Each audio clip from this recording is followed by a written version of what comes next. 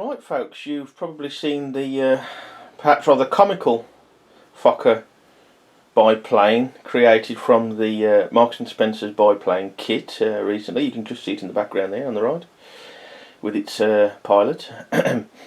So, biplane time, and what better biplane you might say than this Marks and Spencer's branded kit from 2007 of the Sopwith Camel, and I must say it was a pleasant kit to make, although it wasn't totally easy, but it did all seem to come together really well and quite quick, although I think I was just enjoying it so much. Time seemed to fly, but on and off, I don't know, 3 hours, but it seemed to fly. I mean, a lot of it's done quite quickly and then it gets a little bit fiddlier.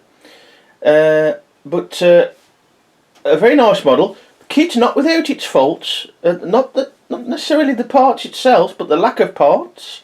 There was not enough nuts and bolts to finish it. The last thing I had to do was fit the undercarriage here, and although I got a spare black bolt, there was no nuts, so I botched it for the time being last night.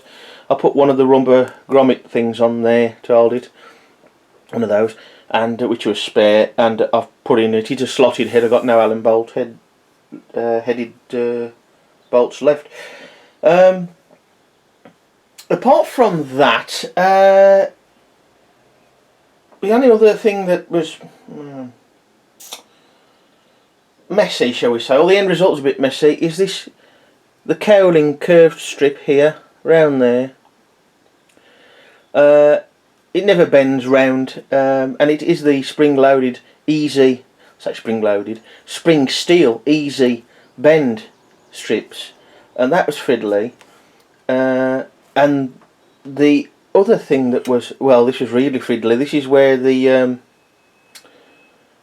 fat fingers of when you get older work against you, whereas years ago, not long enough fingers would have worked against you. Fitting the nuts onto the back of these bolts here were awkward. The model itself is made a little easier to do because these 5L by 3L plates, one the other side, and this rear section of the fuselage are pre-bent, which is good. You could argue it's like a specialist part, and talking of specialist parts, these look a bit specialised to me, these curved strips. Again, these are the flexible ones, but still metal. You could argue that those are specialist parts and defeat the object a little.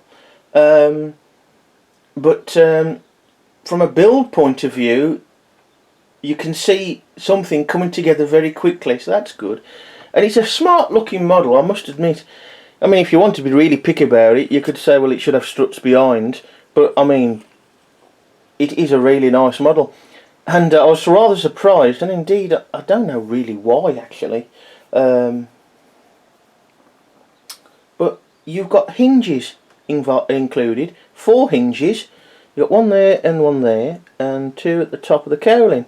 Now, looking at it the way it's come together, I think you would have got away with normal angle brackets, really. But a very smart looking model. A nice touch of these magnetic roundels.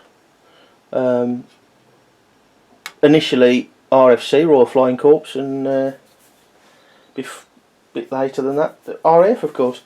So I like those. They're nice, but I'm messing about with stickers all the time. And it really is a smart looking model, and fairly in proportion, I would say. The tail's a bit odd, but again it comes together nicely. All the relevant parts give a decent representation, and it's a smart model. So the main issue was the lack of a few nuts and bolts. Well, one nut and bolt really would have done, but of course you usually get some spares.